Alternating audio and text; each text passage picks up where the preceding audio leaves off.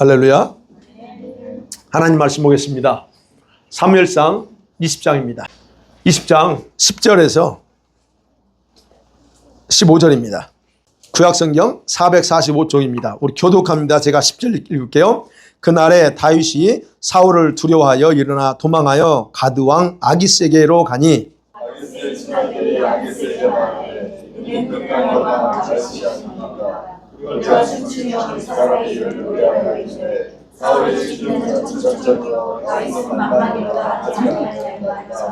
다윗이 이 말을 그의 마음에 두고 가드왕 아기스를 심히 두려워하여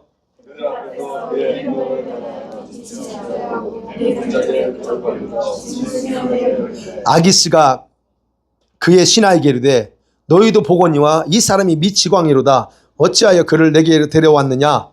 내게 미치광이가 부족하여서 너희가 이 자를 데려다가 내 앞에서 미친 짓을 하게 하느냐? 이 자가 어찌 내 집에 들어오겠느냐 하니라. 아멘. 자, 오늘 그 말씀 가지고 이제 다윗의 본격적인 고난의 일정이라는 제목으로 나누려고 합니다. 자, 사무엘로부터 이스라엘의 차기 왕으로 기름을 받았습니다. 그리고 나서 이제 그가 엘라 골짜기에서 골리앗을 죽인 후에 아버지가 그의 앞길은 승승장구 탄탄대로 열렸었습니다. 그리고 이제 그가 어느 정도까지 올라면 이스라엘 군인의 사령관 정도 됐고, 그 다음에 왕의 사위까지 됐어요. 어린 나이에 그런 거죠. 어린 나이에 그렇게 올라 버렸습니다. 그런데 전혀 예상치 않게 사울의 불타는 시기심과 이 질투심으로 모든 걸 다 이제 버리고 어디 가야 돼요? 기약 없는 도망자 신세로 이제 전락해 버립니다. 그 내용이 21장부터 27장까지입니다. 네. 27장까지는 보면 이제 다 도망하는 그 생활이에요. 근데 그 도망자의 생활이 언제인지 몰라요. 기약이 없어. 근데 그 내용이 그 도망하는 그 생활 루트가 하나하나 다 기록되어 있습니다. 물론 그 기간이 21장에서 27장 안에 약 10년 정도의 기간이에요. 그렇지만 거기에는 다 그렇게 기록되지 않았어요. 그래서 중요한 이야기들을 중심으로만 기록했다는 거. 바로 그 부분에서 첫 번째 오늘은 21장과 22장을 중심으로 그거를 생각하면서 한번 은혜를 나누려고 합니다. 첫 번째로 이제 오늘 21장은 읽지 않았지만 아히멜렉과의 만남과 그 결과가 어떤 것인가를 봅니다. 여러분, 다윗이 요나단과 헤어져요. 그 20장에서 보면 헤어집니다. 그러고 나서 곧바로 어디 가냐면 노베 가서 제사장 아히멜렉을 만나요. 노비라는 데가 어디냐면 그 제사장의 성읍이에요.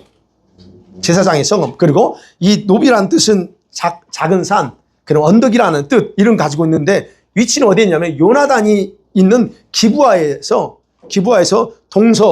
동남쪽으로 한 4km, 그러니까 얼마 멀지 않은 거리에 있어요. 그러니까 제일 가까운데 제사장들이 살고 있는 마을에 간 거예요. 이곳이 어떤 곳이냐면, 자, 블레셋이 실로에 있는 성소를 다 파괴했잖아요. 그러고 나서 이제 어디가 중심이다? 바로 제사장이 살고 있는 이 노비라고 하는 그 지역이 성소의 중요한 역할을 거기서 합니다. 이때 대제사장이 아히멜렉이에요. 그는 누구냐? 아히두베의 아들이고, 그 다음에 사무엘을 키워줬던 대제사장이 누구죠? 엘리 대제사장의 증손이에요. 이 아히멜렉이. 자, 그는 갑자기 지금 아히멜렉을 찾아갔어요. 그러니까 아히멜렉이 갑자기 찾아온 그런 다윗과 그 일행의 초라한 모습을 보고서 깜짝 놀라요. 아니, 평소에는 부대를 데리고 다니고 이제 군인의 모든 걸 갖추고 노는데 이게 아니에요. 그래서 깜짝 놀라서 지금은 너 어찌하여 네 부하들 다 없이 너 혼자 이렇게 여기 왔어? 라고 물어보는 게 그게 1절 나와요. 왜냐하면 다윗은 장군이에요. 그리고 그가 움직일 때 일반적으로 부대가 움직여요. 공식적으로 움직일 때는. 그게 상식이거든요. 그런데 지금은 장군인 그를 호위하는 몇 명의 일행 외에는 아무도 없는 거예요. 칼도 없지, 복장을 보니까 전혀 아니야. 그러니까 이상하게 생각해서 물어보는 겁니다. 자, 이런 그 아히멜렉이 보면요. 왜 그렇게 생각했을까를 생각해 보면요. 사울이 얼마나 포악한지 알아요. 사울이 지금 다윗을 죽인다고 알고 있잖아요. 그런 거 알고 있었기 때문에 혹시 뭔가 잘못되면 자신도 거기에 위험해질 수 있을 거라는 어떤 그런 두려움 때문일 수도 있다라고 우리가 생각해 볼 수 있어요. 네. 자, 아히멜렉이 그렇게 물어보니까 다윗이 거짓말을 합니다. 계획적인 거짓말이에요. 그래서 그를 안심시키려고, 예, 그리고 자기를 이렇게 잘 맞이하게 하려고 계획적인 거짓말을 합니다. 아히멜렉은요, 제사장이었고 다윗을 잘 알아요. 알고 있었기 때문에 그가 설마 거짓말 할까? 예, 그렇게 생각하고 그냥 어때요? 경계하는 대신에 그냥 친절하게 맞아줍니다. 자, 그러자 이제 다윗이 요구했던 거, 필요했던 거죠. 다윗이 뭐라고 합니까? 당장 음식 있냐, 먹을 게 있냐 하는 겁니다. 음식을 구합니다. 그리고 거기에서 음식이 있긴 있는데 제사 제물에 드린 거룩한 떡 외에는 없어. 네. 그래서 이 아히멜렉이 그 진설병이죠. 그 떡을 줘요. 이 떡은 뭐냐? 여러분 저 성전에서는 진설병이라고 하잖아요. 그거는 이 떡은 언제면 안식일부터 돌아오는 안식일까지 이거를 진설해 놔요. 일주일 동안. 네. 그리고 이 떡은 일주일에 한 번씩 갈아야 돼요. 그러면 그 다음 안식일이 되면 다른 걸 갖다 놔야 된다는 거예요. 그리고 이 떡은 아무나 못 먹어요. 제사장만이 성소의 거룩한 장소에서 먹을 수 있도록 율법에는 그렇게 정해져 있어요. 그런데 여기서 문제가 다윗이 제사장 아니잖아요. 제사장이 아닌데 이거를 그 떡을 거룩한 떡을 줘요. 그럼 우리가 이제 여기서 한 가지가 이제 그걸 설교 준비하면서 짚고 넘어가야 될 게 이렇게 제사장만 먹으라고 규정해 놓은 게 꼭 제사장만 먹으라고 그렇게 정했을까? 그렇게 율법을 정한 근본 정신은 그게 아니고 이 떡을 아론의 후손들인 제사장들에게만 특혜를 주려고 만든 게 아니에요. 하나님 앞에 드려진 그 거룩한 떡이잖아요. 하나님께 드려졌잖아요. 그 거룩한 떡이 부정하게 취급되는 것을 막으려는 목적으로 제사장들이 성수에서 먹으라 그렇게 규정한 거예요. 그래서 보세요. 그래서 이 아히멜렉이 다윗의 일행에게 물어봐요. 네 일행들 성결하냐? 물어봐요. 예, 성결한 상태인가를 물어보는 이유가 거기 있는 거예요. 예, 그래서 얘기하잖아요. 성결합니다. 더러워지지 않습니다. 즉 몸을 부정하게 만들지 않았습니다 하는 얘기예요. 그러면 무슨 말이냐면 그 떡은 제사장이 율법적으로는 제사장이 먹게 돼 있지만 그렇지 않으면 누구든 필요에 따른 줄 수 있다는 게 왜? 그 다윗에게 아히멜렉이 떡을 준 것에 대해서 율법을 어겼다고 말하지 않아요. 예수님께서 마태복음 12장 3절 4절에서 얘기해요. 어긴 게 아니야 라고 예수님이 말씀하고 있잖아요. 만약에 그게 어겼다면 예수님이 말했을 텐데 그렇지 않았다는 거예요. 그러니까 제사장이 먹게 한 거는 꼭 제사장의 특혜가 아니고 필요한 게 부정하지 않게 하려고 하는 목적이 있었다 어쨌든. 그래서 다윗이 바로 그로부터 떡을 공급받습니다. 그러고 나서 이제 다윗에게 필요한 건 뭐 있어요? 무기가 없잖아요. 칼을 물어 혹시 여기 무기 될 만한 거 있어요? 물어보니까 마침 그때 골리앗을 너가 죽인 골리앗이 쓴 골리앗 칼이 있다라고 합니다. 그러자 그 칼을 가지고 아히멜렉에게 이제 여기는 보여 아히멜렉에게 주님의 은총을 구하고서 곧바로 그래서 떠납니다. 다윗이 떠나요. 그리고 가드로 도망가요. 자, 여기서 생각해봐요. 그렇게 도망갑니다. 근데 거기에 마침 사울의 신하 중에 도액이라고 하는 사람이 있습니다. 이 누구냐면 목자장이에요. 사울의 목축급의 그 목자의 장이야. 근데 이 사람이 아히멜렉하고 다윗이 둘 사이에서 오가는 모든 대화를 다 들었어요. 다 그걸 지켜보고 있는 겁니다. 그러면 다윗은 그 모습을 봤어요. 다윗도 봤죠. 멀리서 봤겠죠. 다 알아봤죠. 그래서 속으로 다윗은 무슨 생각했겠어요? 아, 저놈이 사울한테 모든 거 다 고자질하겠구나 라는 생각을 했기 때문에 더 두려워서 빨리 그걸 떠난 거예요. 자, 어쨌든 다윗과 아히멜렉 이 두 사람의 만남 속에 이 도액이 있음으로 말미암아 엄청난 재앙이 발생합니다. 피망상, 귀신에 조종당하고 있는 사울, 그리고 이 도액이 얼마나 간교한지 몰라요. 이 간교한 도액에 의해서 바로 이 대제사장인 가족이 다 몰살당해요. 네. 자, 그 과정을 보면 그래 이제 좀 더 설명할게요. 그 과정을 보면 다윗이 가드로 도망했어요. 가드는 어디예요? 골리앗 죽인 땅이잖아요. 그 도망해. 거기서 어떻게 해요? 못 있다가 다시 모압 땅으로 가족들을 다 데리고 다시 유다 옮겼다가 유다 땅으로 돌아옵니다. 자, 그가 돌아왔다는 소식을 사울이 듣습니다. 그리고 나서 사울의 고향에 기부하잖아요. 기부하 사람들에게 일장 연설을 해요. 사울이. 지금 22장에 그거. 자, 자기를 도와주는 자가 하나도 없다라고 이 기부하 사람들 일장 연설하면서 투덜투덜합니다. 자, 그 소식을 듣고 바로 도액이 사울 옆에 서 있다가 아히멜렉과 다윗이 만났던 얘기를 해요. 그러자 사울이 노베에 있는 노베 사람들을 보내서 다 제사장들, 집안의 모든 애들 다 불러봅니다. 그리고 나서 아히멜렉에게 이러죠. 왜 너 나의 대적 다윗과 공모해서 그를 위해서 하나님께 기도드리고 먹을 것도 주고 칼도 줬냐라고 추궁합니다. 사울은요, 사실 여부를 확인하지 않습니다. 도액이 한 말이 그냥 주고, 또 여기 보면 그래요. 여호와께 묻고 아히멜렉 그를 위하여 여호와께 묻고 그에게 음식도 주고 블레 사람의 칼도 주었습니다 라고 얘기합니다. 그냥 그거를 사실 여부를 확인하지 않습니다. 않고 어떻게 해요?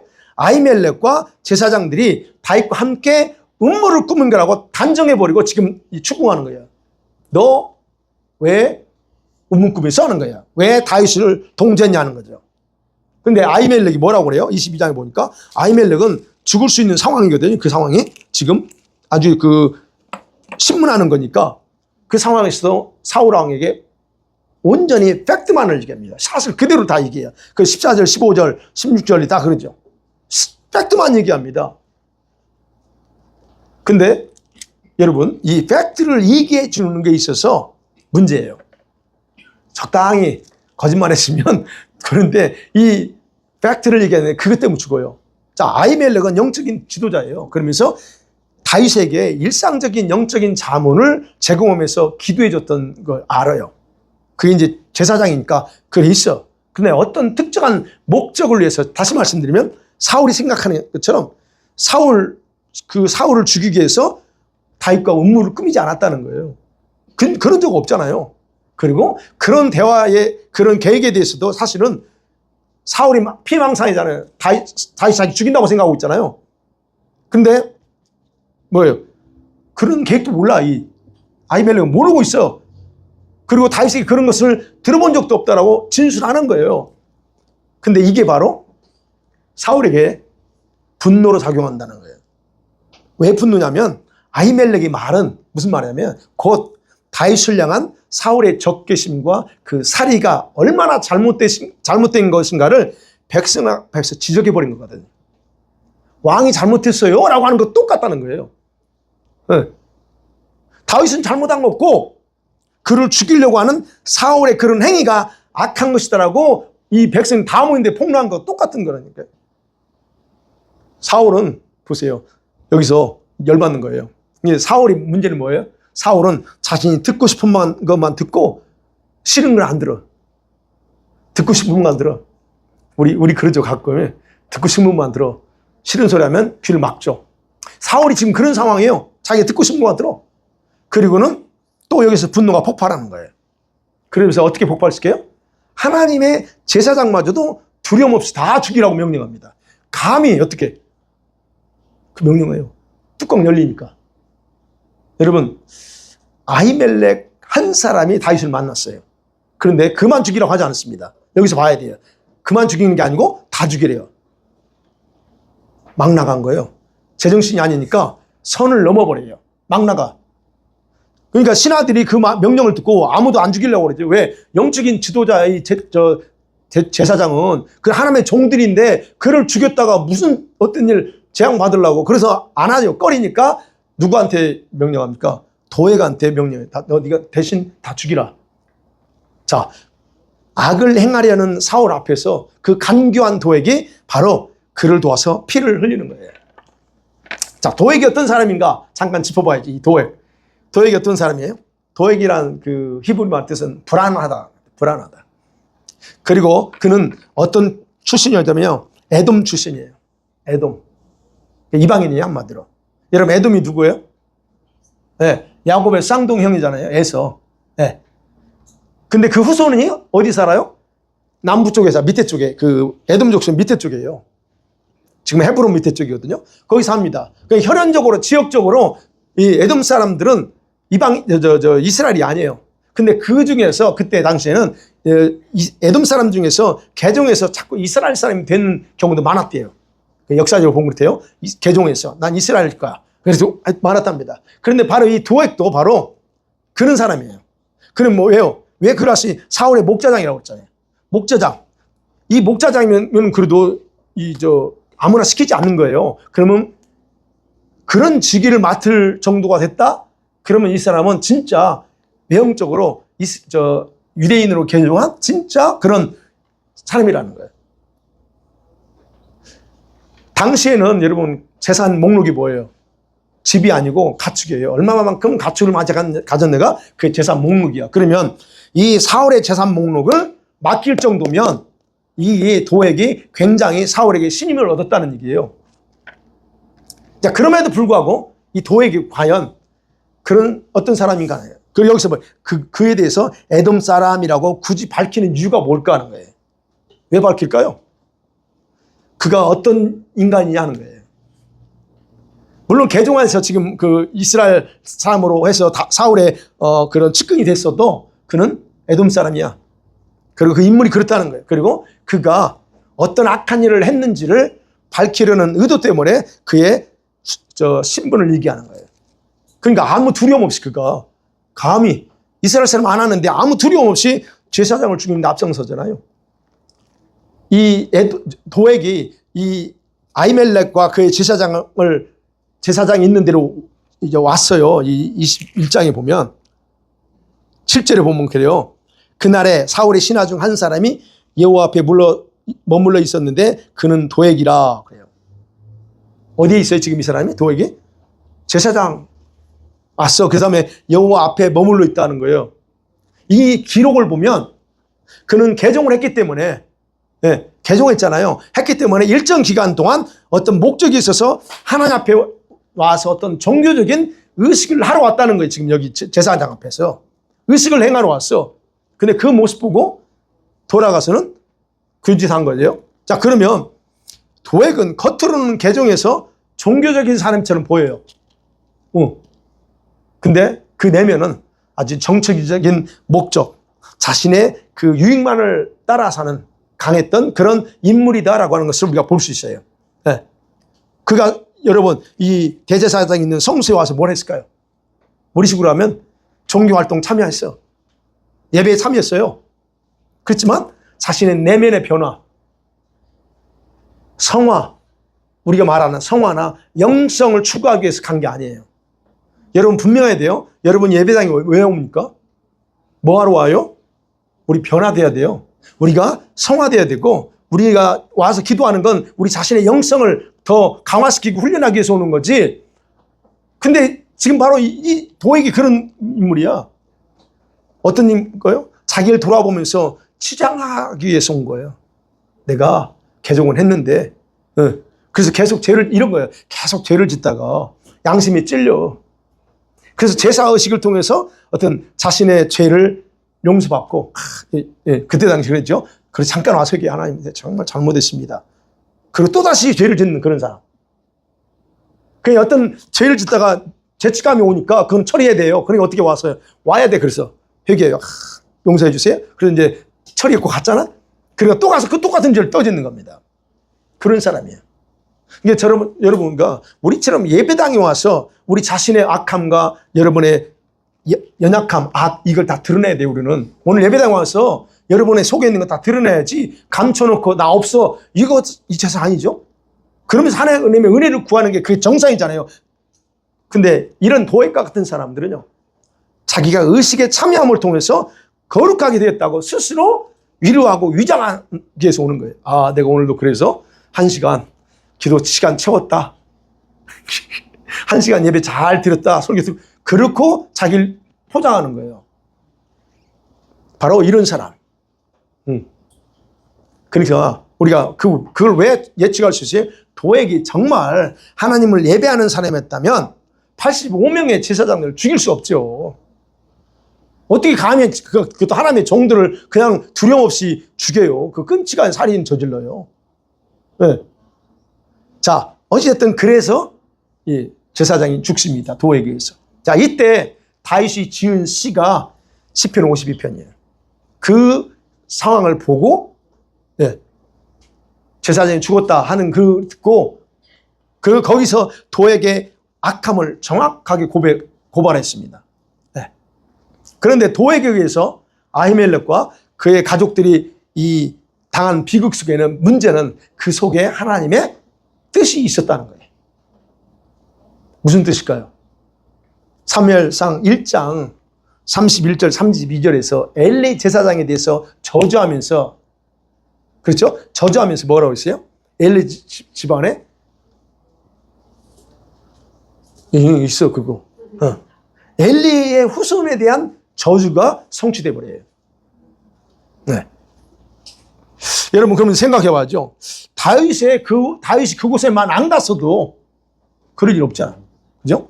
거기 도액이 거기 있지 않았다면 아무 문제 없었어요. 근데 갔는데 이놈이 거기 있네. 네. 자, 그러면 우리가 봐야죠. 하나님께서 자신의 계획을 성취하기 위해서 다윗을 가게 하고 또한 도액이 거기 있게 하셨을까 하는 거예요. 여러분 어떻게 생각하십니까?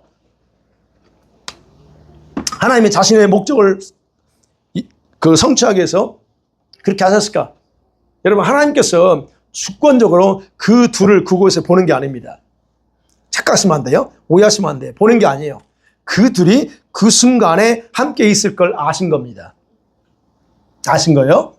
다만 사실로 받아들이지 않았던 사울의 그 사악함과 악함, 그 다음에 개종을 하고서도 종교적인 의식만 행하고 자기 마음에 정치적인 그런 이기심을 감추지 않았던 그 도에게 그 두 사람의 악함이 그렇게 만든 거예요.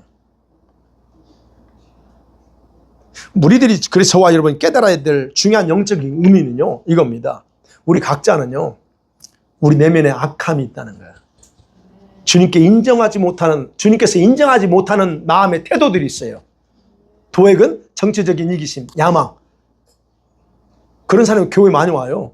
그죠? 한국 같은 게 뭐 선거철만 되면 이놈들 안 오다가 선거철만 되면 교회 오잖아요. 왜? 목적이 달라. 그런 어떤 태도들이 굉장히 우리가 뭐 안타깝죠. 어리석은 것들이 우리 안에 있어. 근데 이거를 봐야 된다는 거예요. 왜? 이거를 가지고 있으면 어리석은 행동을 언제든지 우리가 할 수 있기 때문에 봐야 된다는 거예요. 네. 그래서 이 시간에 기도할 때 저와 여러분 각자에게 내면에 있는 그런 악함이나 아니면 마음의 태도들을 한번 살펴보면서 회개하기를 원합니다. 네? 자, 두 번째, 오늘 생각합니다. 오늘 부문에 나오는 거예요. 다윗의 성판 선택의 결과, 다윗이 당한 부분을 살펴보려고 합니다. 자, 노베스 음식과 무기를 받았어요. 그러고 나서 다윗은 그곳에 머물지 않고 곧바로 어디 갑니까? 거길 떠나서 남서쪽으로 37km 떨어진 그런 가드로 들어가요. 가드는 아까 말씀드렸죠? 자기가 죽인 골리앗의 고향이에요. 아니, 그 골리앗의 고향에 골리앗의 칼을 들고 그리 가요? 무슨 배짱으로 갔을까? 네. 왜 성경에 다윗이 하필이면 그곳으로 갔는가에 대한 이유들 설명하지 않습니다. 그러나 우리가 예측은 할 수 있어요. 왜 갔을까? 이제 우리처럼 설교 준비하는 사람 예측해요. 왜 갔을까 다윗이? 그 생각하면 세 가지로 해볼 수 있어요. 왜냐하면 가드는 지금 그러니까 지금 엘라 골짜기에서 제일 가까워. 그래서 그쪽으로 가면 사울의 영향력이 미치지 못하는 곳이야. 그러니까 사울이 쫓아와도 거기는 못 와. 그래서 일단 그리 간 거예요. 그 다음에 두 번째는 다윗은 자기가 골리앗을 죽였잖아요. 근데 그 죽인 게 엊그제 죽인 게 아니에요. 몇 년 시간이 흘렀어요, 지금 이게. 그러면 시간이 흘렀기 때문에 자기도 컸잖아요. 자기도 수염도 나고 컸잖아. 그러니까 이리 생각하기 스스로, 자신의 변한 모습을 가드 사람들이 잘 판단하지 못할 거다. 어떤 그런 알아보지 못할 거라고 판단하고 가실 수 있습니다. 또 하나는 그들의 가장 큰 적인 이스라엘이, 블레셋의 적은 이스라엘이잖아요. 그러면 이스라엘의 사울로부터 쫓겨다니는 도망자라고 하는 그 처신할 때 혹시 어쩌면 저들이 나를 환영해 줄지도 모른다는 그런 기대를 하고도 갈 수 있어요. 이건 예측입니다. 근데 어쨌든 이런저런 해들은 시도는 좋았어요. 굉장히 시도는 좋았습니다. 그런데 실제는 전혀 그와 달랐어요. 다윗은 한 가지만 생각했습니다. 한 가지만 생각. 그 다음 것은 전혀 생각하지 못하고 성급하게 결정한 것이었다는 걸 나중에 알게 돼요. 자, 아기스 왕의 신하들이 다윗을 자기들의 원수라고 딱 정해놨어. 이미 다윗은 원수야, 죽일 원수야라고 정해놨어. 11절에 그 내용에 지금 그거를 지금도 기억하고 있는 거예요. 근데 이때 다윗은 그 소리를 듣고 정신이 번쩍 드는 거예요. 그래서 어떻게 해요? 자신의 생명 위협하다는 사실을 그때서 가기 전에 깨달았어야 되는데 그래서 깨닫는 거예요. 그래서 어떻게 해요? 그는 아기스와 신하들 앞에서 무슨 행세예요? 정신병자 행세예요. 미치광이라고 그랬죠? 정신병자. 지금 이 다윗이 돌아버렸다는 거예요. 그 행세하는 거예요. 여기서 나오죠? 지금 제일 지르고 벽을 긋고 미치광이 짓 하는 거예요.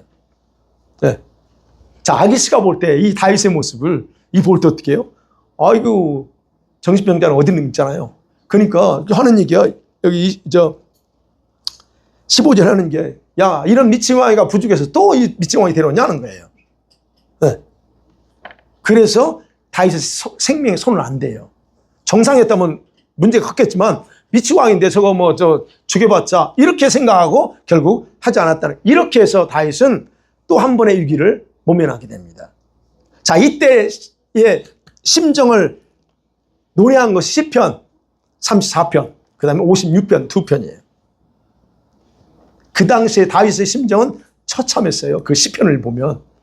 여기는 그냥 이렇게 나왔지만 그 심정은 처참해요. 아니, 보세요.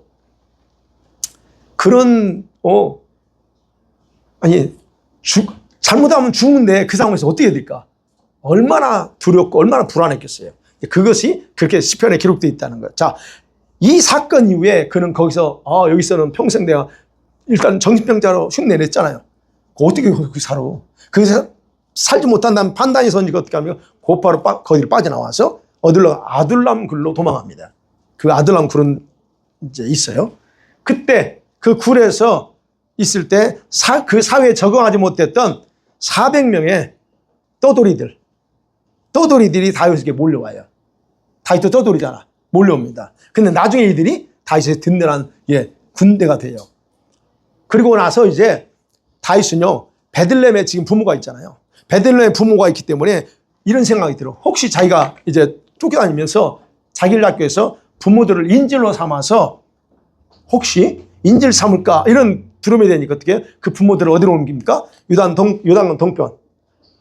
모압 땅 미스베로 이주시켜요. 모압이 어떤 곳이에요? 모압은 자신의 증조 할머니가 누굽니까? 이세의 아버지의 아버지가 누구죠?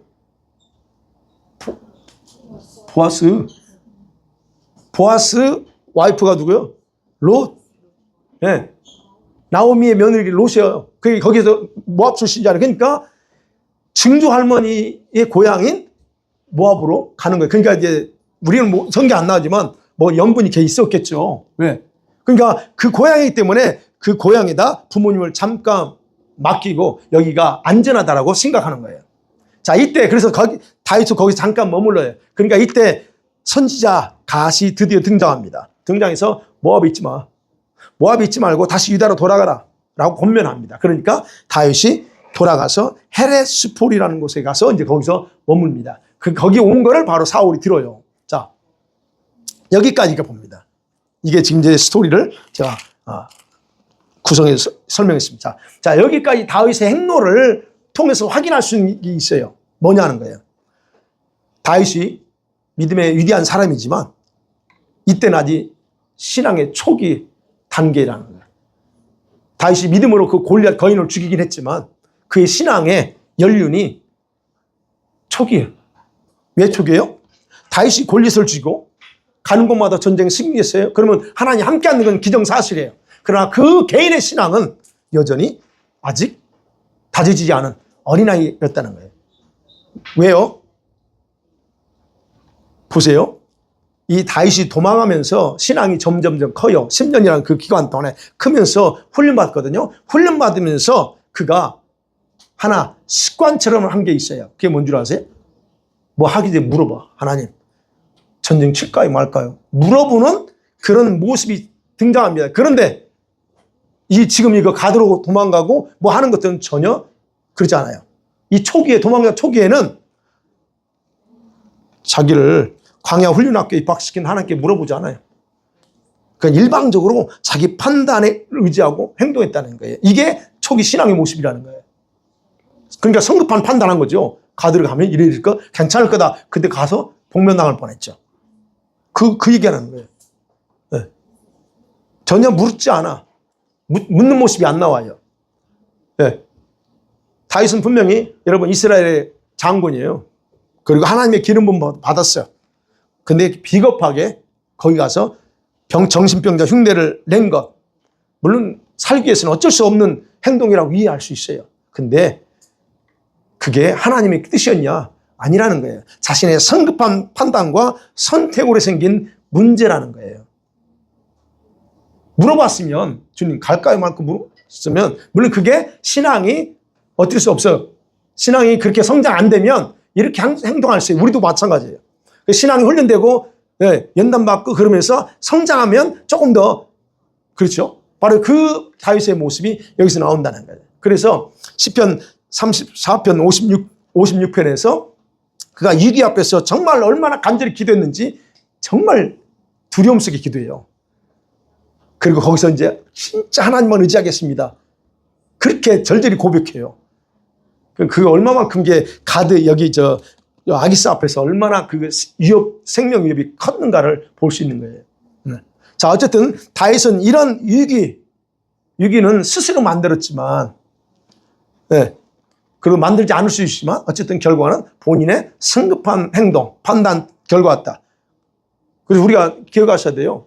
자기가 만들어 놓고 자기가 어떤 그 잘못된 결과를 만들어 놓고 왜 하나님 탓하면 안 됩니다. 자기 몸을 망가뜨려 놓고 누가 망가뜨렸어요? 하나님 망가뜨리는 거 아닌 거예요. 근데 하나님 왜 나 안 지켜줬어요? 여러분 그거 조심하셔야 됩니다. 물론 이제 그 과정, 다윗은 그런 과정에서 간절한 기도를 통해서 하나님은 그에게 도움의 손길을 줘요. 생명의 길을 넘길 수 있어요. 하나님 도와주세요. 하나님은 그래요. 그런 부분에서 저와 여러분의 그런 이 성급한 판단과 행동을 통해서도 훈련하십니다. 그걸 훈련하세요. 그런데 기억하셔야 될 건 모든 사람들에게 동일하게 하지 않는다는 거예요. 내가 잘못했어? 이게 또 하나님 훈련할 거야? 그거 아니라는 거예요. 모든 사람들이 그렇게 적용하지 않아요. 어떤 사람이요? 하나님의 특별한 선택과 계획 속에 있는 사람들에 한해서만 실수할지라도 그거를 교육하고 훈련하는 도구로 쓰지, 아무나 내가 일 저질러 놓고 이거 하나님 나 훈련하는 거야? 이렇게 하지 않는다는 얘기예요. 하나님은요, 이런 다윗의 실수를 통해서 그에게 간절한 기도를 하도록 유도해요. 구원할 수도 있는데 그렇지 않아요. 그렇게 합니다. 그리고 여러분 앞으로의 삶에서 스스로 판단을 믿지 말고 먼저 자신에게 묻는 걸 배우게 하는 거예요. 다윗 같은 건 그렇다는 거예요. 근데 다윗이 어떤 사람이었기 때문에 특별히 기름 받고 선택받은 자이기 때문에 그렇게 했다는 거예요. 말씀 맺어볼게요. 여러분 하나님의 본격적인 훈련의 과정에 들어가게 되면서부터 다윗의 삶, 행동, 그의 판단, 잘못된 판단이든 행적들은 모두 다 하나님의 시간표에서 무엇인가 의미가 부여되기 시작했다는 거예요. 무엇인가 의미가 있어요. 여러분 생각해, 아까 보면 아히멜렉과 만남, 그가 그런 의도로 만난 거 아니에요. 가드에 내려간 거, 이런 것은 물론 그래. 근데 이 모든 것들은 분명한 의미가 있는 것들로 주님은 적용해 버린다는 거예요.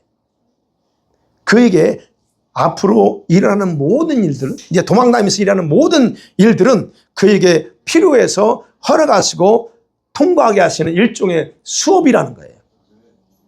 수업이에요. 예수님께서 보세요. 예수님께서 공생애를 시작하잖아요. 시작하면서 어디 지역을 가고 누굴 만나요. 이 모든 것들이 지나간 그 모든 여정들이 뭐예요? 하나님의 뜻을 행하는 것과 관련돼 있다고 말하게요. 그러니까 그런 의미예요. 그러면 여러분 우리가 이 의미에서 생각해요. 마지막 때에 선택받아서 불러 모았고 그런 공동체를 이루고 신부 예복을 입혀주신 우리들의 생활 역시 이런 동일한 의미로 부여하신다는 거 하나님이 우리가 부여하는 게 아니고 그분이 신부 예복을 입혀줬기 때문에 이들에 대해서는 특별하게 의미를 부여하고 바라보신다는 거예요. 다시 말씀드리면 저와 여러분의 생활과 우리 삶 속에서 발생하는 전반적인 모든 일들 속에 그 속에는 하나님의 허락으로 통과해야 할 수업이라는 겁니다. 그게. 네. 그것이 왜 필요한지는 우리가 선택한 게 아니에요. 이미 그분께서 모든 걸 아시고 과정을 통과하게 하시는 거라는 거예요. 너는 이 과정이 현재 필요해. 다 달라요. 통과하게 하는 거예요. 그래서 뭘요? 저와 여러분에게 일어나는 어떤 일이든 간에 그 속에서 하나님의 뜻을 발견하는 게 중요합니다. 네. 물론 지금은 그것을 모두 이해할 수 없어요. 제가 이 말씀 드릴 때 아멘을 하지만 이해가 됐어요? 네. 하나님께서는요, 제발 이해시키고 하면 우리가 더 기쁘게 할 것 같죠? 근데 하나님께서는 모두 이해시키려고 하지 않아요. 왜냐? 그것이 유익하지 않기 때문이에요. 이해를 안 시키는 게 더 유익해요, 우리한테. 네. 그러면 우리는 뭐예요? 뭐 해야 돼요? 그냥 감사함으로 그 수업을 잘 받으면 됩니다. 감사함으로 받으면 돼요. 그리고 우리들은요, 기억하셔야 돼요. 죽는 순간까지, 우리 아이들도 마찬가지. 죽는 순간까지도 그분의 손 안에 있기 때문에 두려워할 필요가 없다는 겁니다. 이렇게 특별하게 하나님의 그 예정과 계획 속에 선택 속에 있는 사람들은 그분의 손 안에 있어. 내 생명도 결과도 손 안에 있어. 그러니까 두려워할 필요 없다는 거예요. 네. 다윗처럼 그랬고 예수님처럼. 그래서 그분의 눈에 저와 여러분 일거수일투족 그 주님의 눈을 벗어날 수 없어요. 그러면 훈련을 통과하고 뜻을 이루기 전까지는 망하게 하잖아요. 안 망합니다. 우리의 모든 걸 다 책임졌어요, 그분이. 이게 바로 여러분 이 모든 것이 바로 마지막 때를 위해서 선택받은 저와 여러분의 특권이라는 거예요. 특권이라는 게 이해가 되세요? 속에서 뭐가 올라오지 않습니까? 와, 다니엘, 이 특권이 나한테 있구나. 그러니까 일본 돌아가서도 걱정할 것 없어. 바로 하나님은 이렇게 봐요. 그래 이제 우리를 그냥 보지 않습니다. 예전의 모습을 왜 안 봐요? 기억하셔야 돼요. 예전의 모습을 찌질했던 내 모습 보지 않아요. 이제는 그 모습을 보지 않아요. 우리를 지금은 이제는 그분의 눈이 확 먹히고 뭐라고 하지? 불 켜고 우리 그렇게 봐요. 레이저.